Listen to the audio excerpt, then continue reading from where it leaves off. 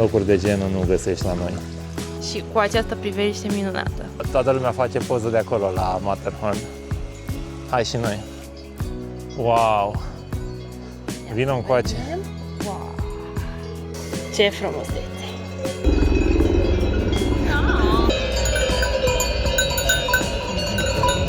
Nu vreau să fiu părăcioasă, dar Radu. Doamne, dar uite ce mare e! E grăsuță. Deci că am nimerit la muzeul ăsta niște vârfuri pline de zăpadă. Urcăm ușor, ușor spre mâncare. Cer nu recomand să veniți aici. Și uitați ce culoare frumoasă are apa. Rece, dar cred că te obișnuiești. Bună dimineața! Bună dimineața din Aosta, Italia. E deja 9:30 și a început să fie foarte cald. Iarăși trecem printr-o perioadă de caniculă. Sunt câteva zile cu 37 de grade, necaracteristic pentru zona asta. Și am zis să mergem să vedem Matterhornul de pe partea italienească, pentru că ne-am gândit că o să fie mai răcoare acolo. Să vedem ce o să găsim și dacă o să fie mai răcoare totuși. Eu am salvat niște puncte pe traseu, o cascadă, un lac și localitatea de lângă Matterhorn, Neville, Seville, să scriu pe ecran că nu știu exact cum se numește. Așa. Ar trebui să fie o zi frumoasă pentru iubitorii de natură, deci dacă vă place și vouă natura, stați. Și uitați-vă la acest video să vedem ce o să facem. Da. Și uite, vreau să vă arăt. Aici e hotelul nostru. Foarte frumos. Da, un hotel foarte bun. Și Mic aici dejun, jos e și delicios. parcarea.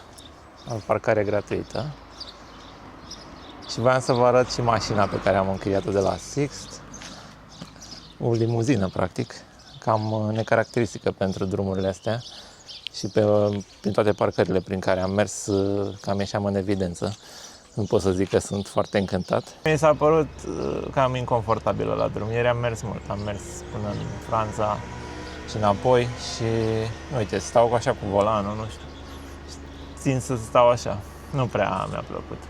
Nu știu dacă interesează pe cineva, dar am zis să zic. Da, nu știu, mie sincer mi-a plăcut destul de mult, dar am stat doar Hai, pasager. mașină. Hai să mergem. Mergem? Haide.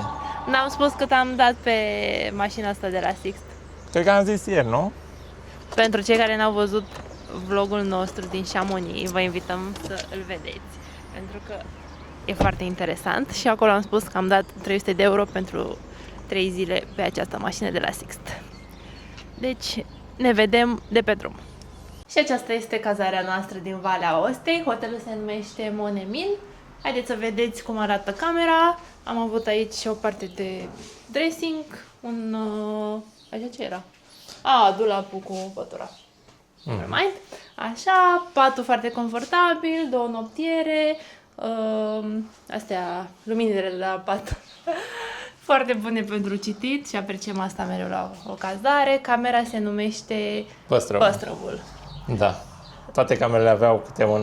Nume de animal Da. din Valea Ostei. Noi am prins păstrăvul, n-am mâncat niciun păstrăv cât am fost aici, deci suntem un pic dezamăgiți. Așa, aici avem geam, un televizor mare, piesa de rezistență, acum e extrem de cald. Această terasă și cu această priveliște minunată. Terasa a fost foarte bună în zilele astea. Am petrecut ceva timp aici, doar că e, nu știu spre ce, o fi spre est, nu știu spre ce e. E foarte, foarte cald. E spre sud. Spre sud? E Da. spre sud? E foarte cald, dar foarte frumoasă.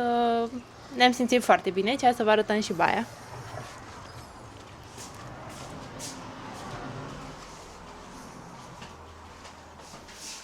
Cam aceasta este baia.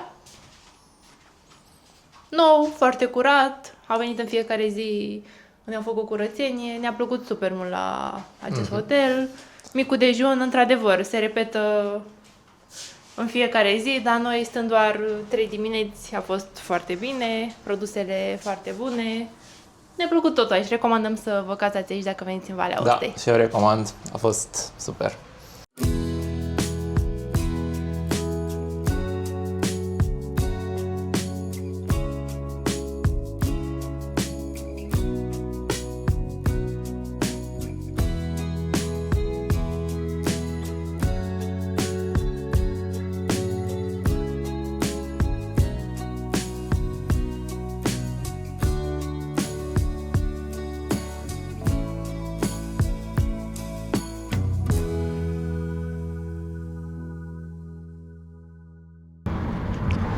Și cam asta este priveliștea de la noi de la cazare, în această vale a Ostei. E foarte frumos, plin de viță de vie. Uite aici o livadă cu meri. E foarte pitoresc. Eu încă n-am încercat vinul. Opa! A fost o trecere ridicată. N-am încercat vinul, dar a încercat Radu aseară și a zis că a fost foarte bun.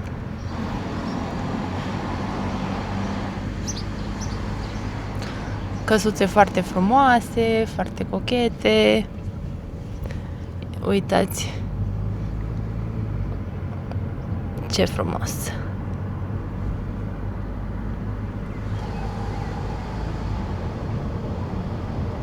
Am ajuns în satul Pache, cred că așa se pronunță. O să punem oricum locația jos. Și vrem să ajungem la cascada Cretaz. E mult mai răcoare aici. 21 de grade. Am scăpat de căldura din Valea Ostei. E super, perfect. Se vede că suntem la munte, am urcat un pic. Să vedem cam cât o să mergem până la cascadă. E foarte aproape. Dar mai interesant o să fie satul ăsta vechi prin care o să trecem ca să ajungem la cascadă. Multă lume spunea în review-uri că satul a fost cumva highlight-ul acestui traseu decât cascada în sine. E vorba de niște case tradiționale din piatră și lemn. Aceasta este biserica.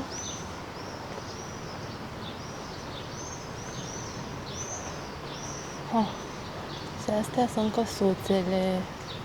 Uite, sistemul ăsta constructiv, vezi?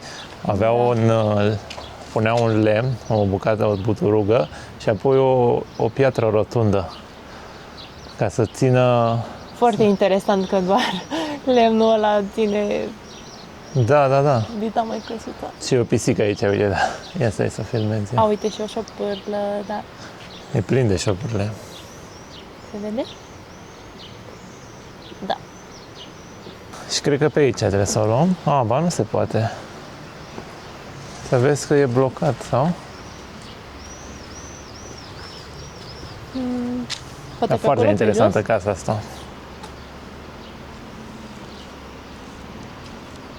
Aș zice că cascada se aude de jos, dar nu-mi dau seama cum să ajungem.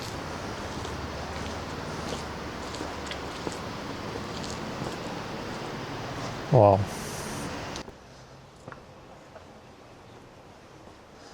Doamne, dar e plin de șopârlele astea și mai ai puțin și calci pe ele.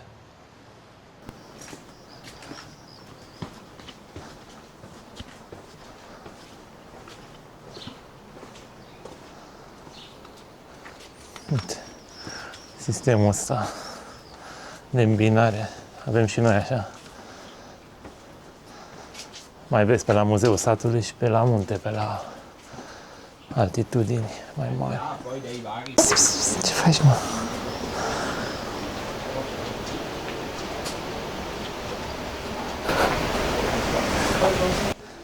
Doamne, dar uite ce mare e. E grăsuță. Dar ce blan are, ce subțire așa și... Pare cocamenele, vezi. Crezi? Nu cred. Aici Mai pare aici. că e curtea cuiva. Da, Nu e bine. nu e bine. Mama, asta stă să cadă. Acoperișurile astea din lespeți de piatră suprapuse. Foarte interesant sistemul constructiv. Sunt niște lespeți de piatră care se găsesc așa în natură. Sunt în munte. S-au format așa unele peste altele și vine lumea și le scoate pur și simplu. Le potrivesc și le pun unele peste altele.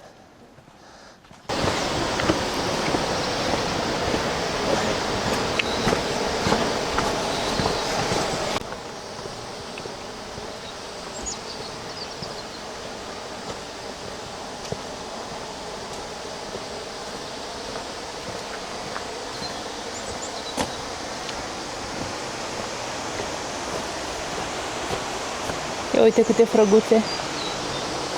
Da.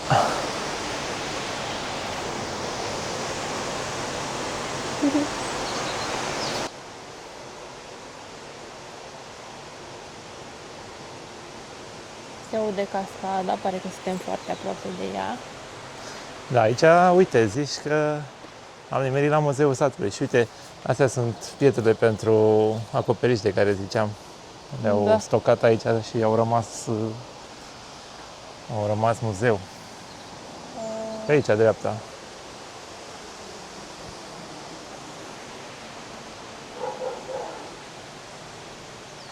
A, uite aici. O, dar ce se simte.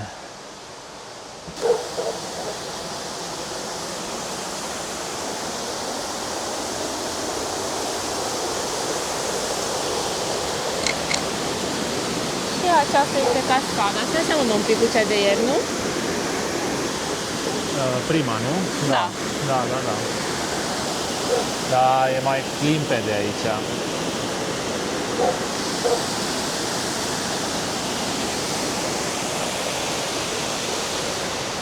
Uite ce interesant. Așa și-au construit casa din cărămidă. Așa de aici, din dreapta. Da. N-au mai respectat tipicul de lemn. Poți să-ți alegi și un traseu de făcut prin pădure. Dar noi nu vom face asta acum. Nu, avem de ajuns și în alte obiective. Da. Cred că o să ne întoarcem pe aici, prin... Pe unde am venit. Da, prin frumoasă. orășel.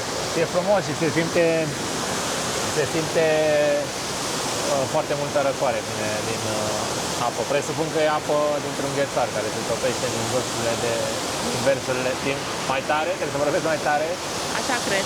pentru că se aude foarte tare cascada și ziceam că se simte o răcoare foarte puternică, probabil e apă din ghețar care se topește de pe Matterhorn sau din Jur, pentru că sunt niște vârfuri pline de zăpadă. Știm înapoi prin orășelul ăsta, prin satul ăsta vechi, că mă fascinează. Și presupun că le ridicau așa, tocmai pentru a nu face contact cu piatra și a transmite răceala pietrei în suprafața de deasupra, în podea și în pereții de deasupra. Pentru că, vă dați seama, iarna cred că e frig aici și căutau să fie căldură în interior. Hai să mai mergem un pic încoace.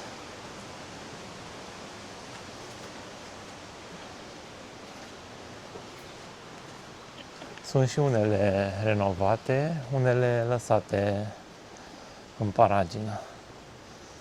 Dar, per total, e foarte frumos. Uite, o capră sau ce e acolo. Ce drăguț. Ia să-i fac o poză.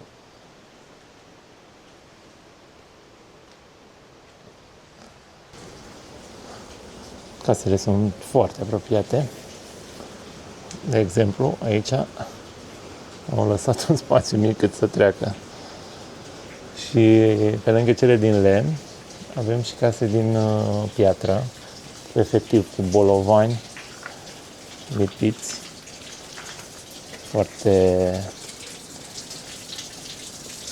bolovani foarte mari. De aici aveau și un loc de apă. Uite, dacă vrei să te speli pe mâine acolo, uite și o băncuță, o să stăm un pic ca o piațetă aici, foarte interesant.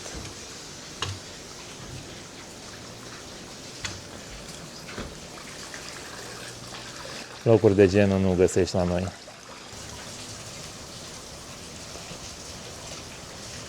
Mai sunt bănci pe partea cealaltă. Vrei să mă duc acolo? Nu, am văzut, observam.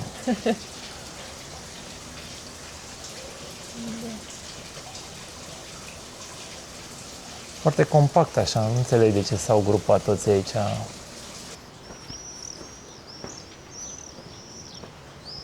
Uite, asta este renovată. Se vede că s-a intervenit asupra lemnului, a fost tratat. Au rămas astea jos, dar au mai adăugat niște lucruri.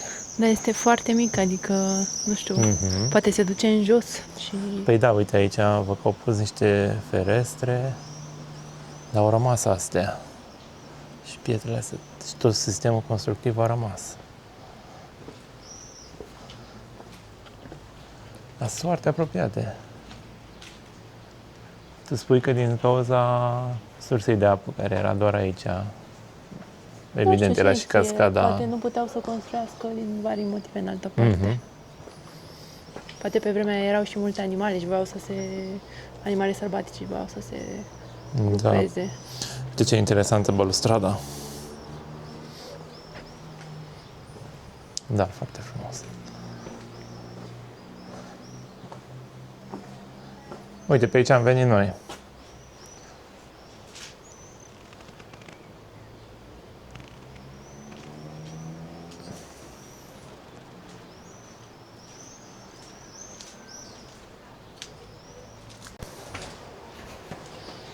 Era interesant de intrat într-o căsuță din asta, sunt curioasă cum e la interior, dacă e foarte, foarte mică.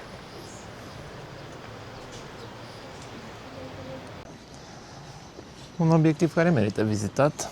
Nu e o drumeție, ține câteva 10 trepte. minute de mers pe 10 jos. minute de mers pe jos. Acum vrem să ne oprim la un lac, lacul, cred că albastru de data asta, care oferă o perspectivă frumoasă asupra Matterhornului italienesc. Înainte să mergem în stațiunea de la baza muntelui, unde acolo vom sta mai mult, vom și mânca, ne vom plimba. Poate Astăzi- stăm și pe păturică, să zic așa, Da, pe da, da. iarbă. Astăzi, fără drumeție, încercăm să o luăm ușor.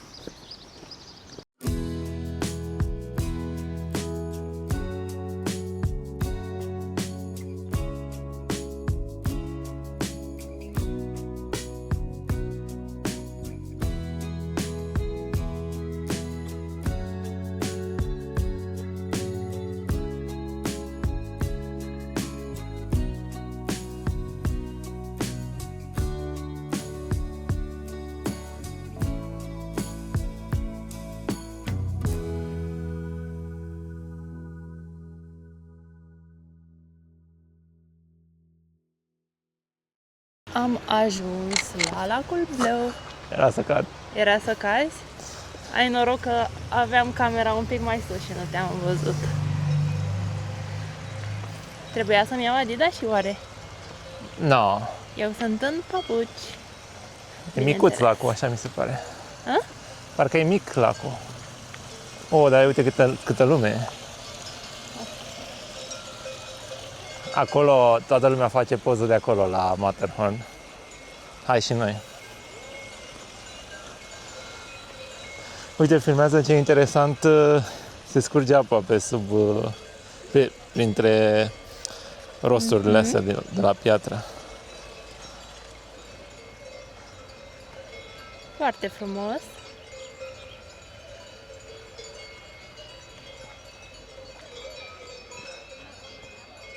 Asta e cumva rododendron? Da, mare. Nu știu. Uite, fata aia se joacă cu Covăcuță? văcuța aia, da. Hai, vină încoace să vedem adevărata priveliște. E plin de văcute. Uitați, doamna se joacă cu văcuță.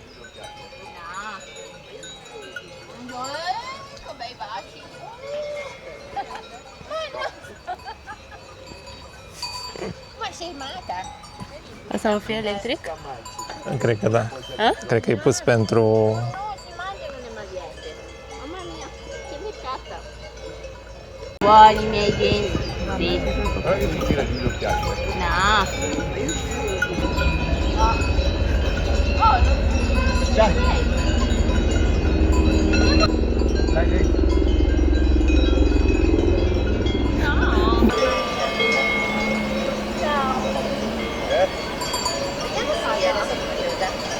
Nu vreau să fiu părăcioasă, dar Radu a călcat în această balegă. Astăzi trebuie să pun bilet la loto. Oh, le-ai făcut dezastru aici, ce scârbos. Mereu îți spun să te uiți pe sus. Nu, eram pe atent jos, la nu pe sus. priveliște. Și mai știu să vorbesc. Ai grijă că mai sunt și pe aici. Wow! Vino încoace. Wow! Sunteți pregătiți? Sau nu? Ia uitați! Ce frumusețe! Da. Mă, chiar nu e atât de rău. Mă așteptam să nu se vadă la fel de spectaculos de pe partea italiană și trebuia, și chiar mă gândeam să mergem în Elveția. Erau 3 ore până acolo. Dar, E foarte frumos și de aici. da. Așa am Foarte, făcut o foarte oră frumos. de pe Valea Ostei. Deși, sincer, mă așteptam să fie un lac mare, să ne ia, nu știu, o oră să Nu, e mic. îl înconjurăm, dar e micuț. Nu știu dacă știați, dar Matterhornul este muntele care se vede pe ciocolata Toblerone. Și din ce am văzut, lumea vine aici cu câte o ciocolată Toblerone, însă noi nu ne-am oprit să luăm, așa că nu o să mâncăm ciocolată astăzi.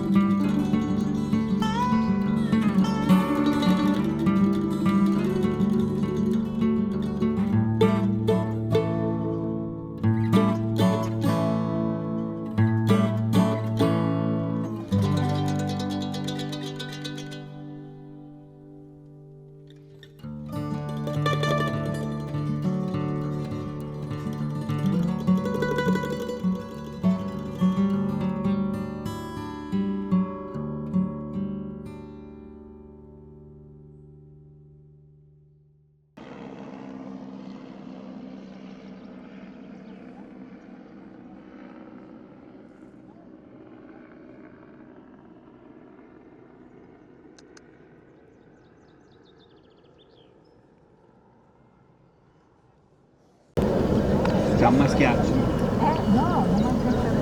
Cioè, non è il caso. Vuol dire che è un maschio su Gata, am dat turul lacului și acum ne ducem la mașină, ne îndreptăm spre următoarea locație. Și am ajuns în Brăi Servinia.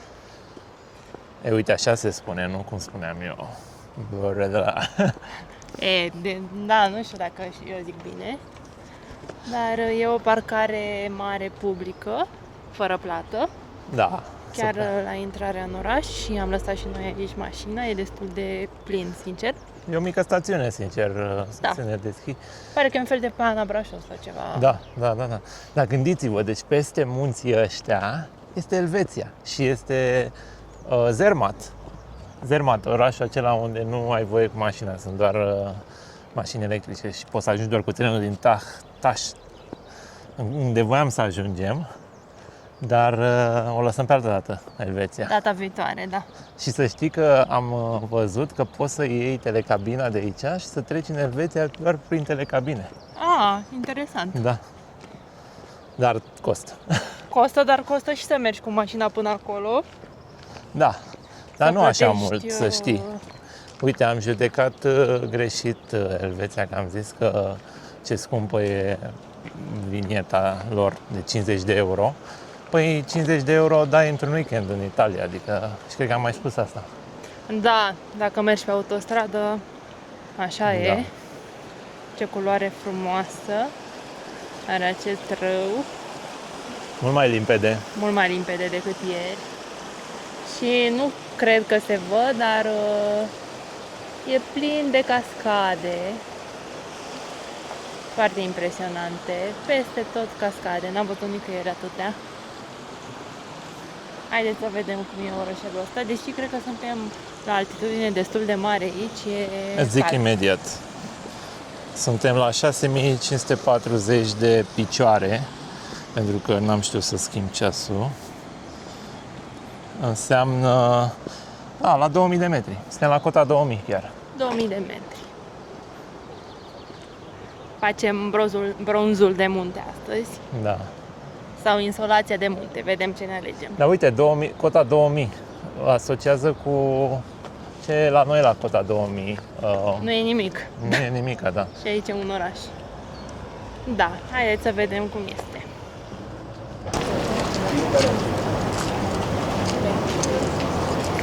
Ziceam că mai mult îmi aduce aminte de Predeal. Sunt așa foarte multe locuri de unde să-ți închiriezi schiurile. Clădirile nu sunt așezate tocmai ordonat, sunt peste tot. Se vede că e o stațiune de schi la bază. Flori de munte. Niște flori foarte drăguțe.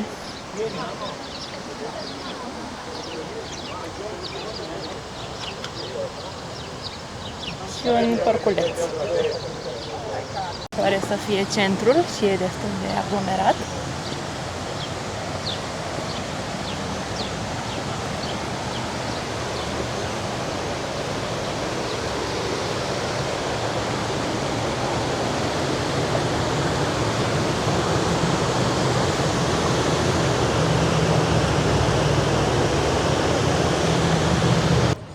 Da. Ce interesant, ce poate să facă o dezvoltare la 2000 de metri, zici că te afli într-un oraș normal, ai de toate aici și e foarte vibrant așa, multă lume care se plimbă, suntem departe de vale.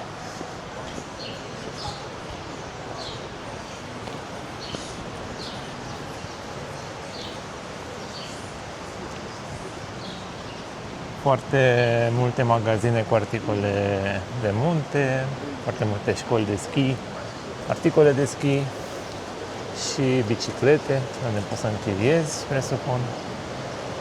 Vrei să închiriem bicicletă? Nu.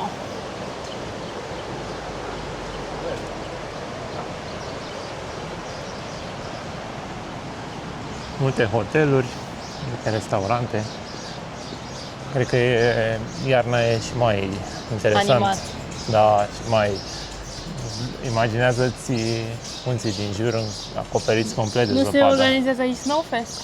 Nu, Snowfest era la Premii D, în partea aia, la Chamonix, Ah, în ok. Franța.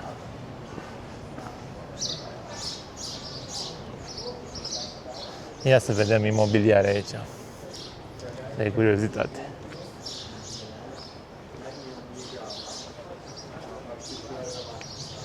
Uite, o vilă independentă, dar nu scrie prețul. E probabil preț la cerere, adică foarte scump. Da. Deci nu au prețuri aici. Noi căutăm. Poate găsim să cumpărăm ceva.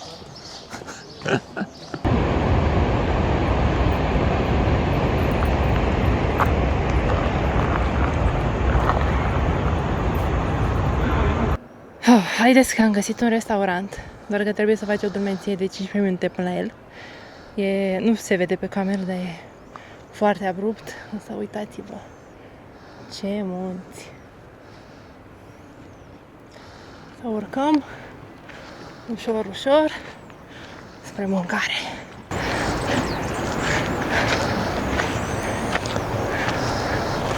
În fața noastră e o marmotă.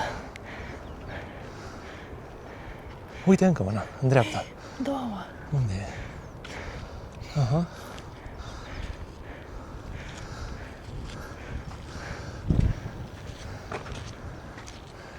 Din păcate, veste proastă, am urcat până aici și restaurantul este închis, e mai degrabă părăsit. Mai trebuie să coborâm din nou. Să mergem la O să coborăm pe cealaltă parte ca să fie mai frumos. Haide. Mă, dar a intrat unul cu un Lamborghini portocaliu pe drumul ăsta. Ia Uite că se întoarce. Vine încoace. Ia să filmez când vine pe drumul ăsta. Mie nu mi-e să cred că se bagă cu o mașină de Atât de genul... joasă.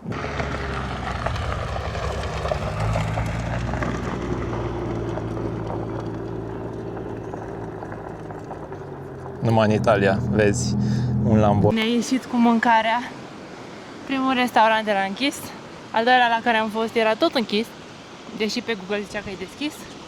În al treilea restaurant la care am fost erau numai feluri ciudate de mâncare și am decis... Am renunțat.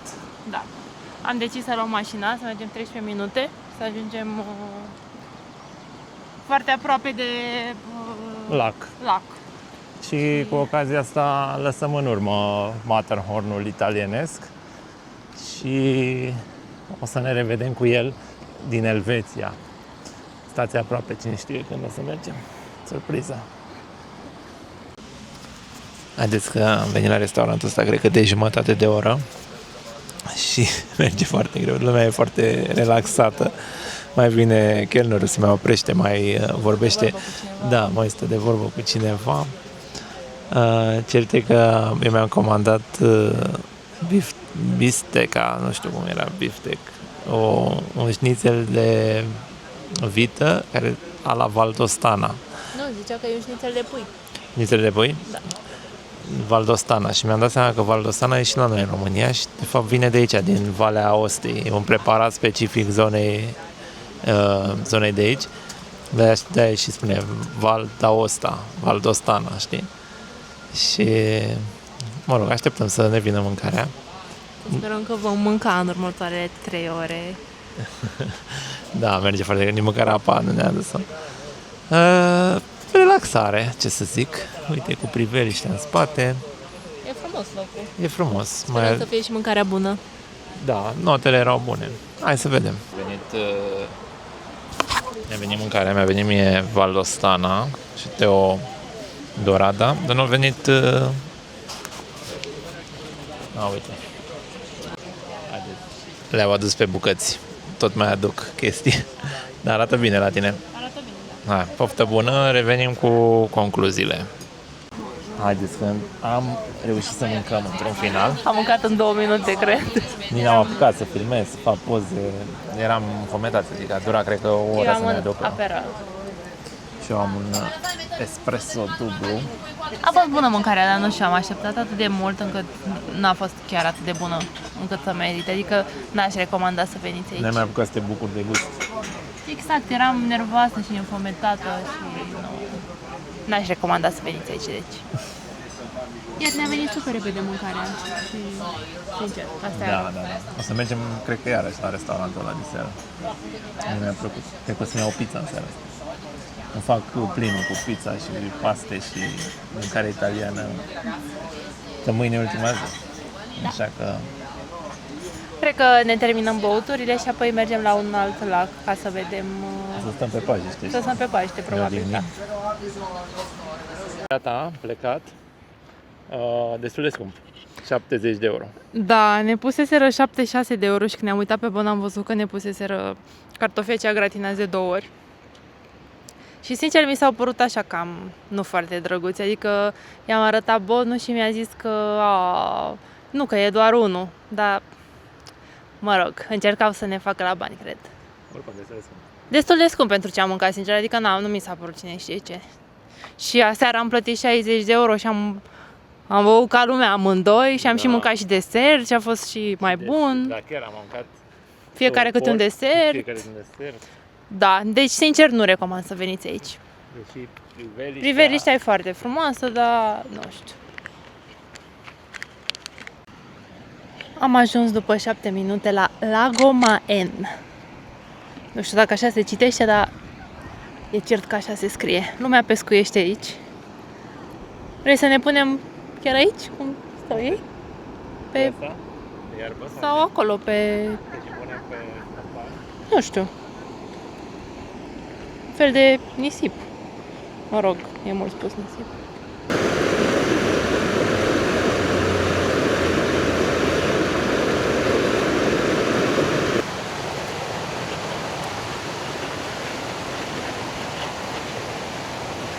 Filmez?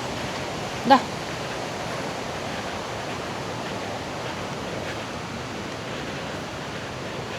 Lumea a venit aici la picnic, cred. Da, e foarte frumos. Uite, treci podul, ai zona asta de iarbă. E totul organizat așa. Și lacul, uite cum se vede printre copaci și printre vegetație, așa un albastru. Foarte frumos. Turcoaz. Mhm. Un câine frumos. E, uite, se joacă Frisbee. frisbee, da? Nu știu dacă se vede pe cameră, dar în realitate e foarte frumos.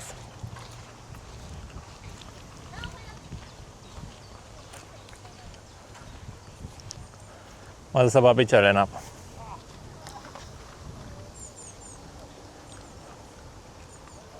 Cred că e rece de... Nu-ți vine să crezi. Poate caz cu totul în apă. Era să cad. Aole. Mi-aduce aminte de Lefkada. Merge o baie. E rece, dar cred că te obișnuiești. Așa ziceam și în Lefkada. Hai, mai departe.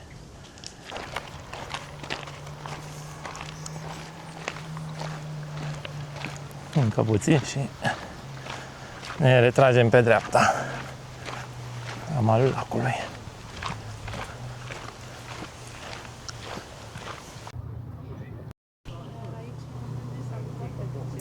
Oare.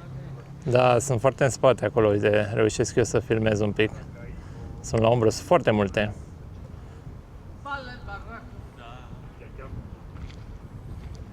Da. E și o băncuță aici însă e la soare. Noi ne-am așezat la umbră. Și uitați ce culoare frumoasă are apa. Ia dăm să ne filmez și pe noi. Ia uite-ne. Cu cerbi în stânga noastră, dreapta lacul, ce să zic, frumos. E destul de frumos, da. Ne lipsește, sincer, o pătură din aia, ca lumea, de picnic mare. Da. Așa, cu pelerina asta ne descurcăm noi când ne descurcăm, dar e prea mic.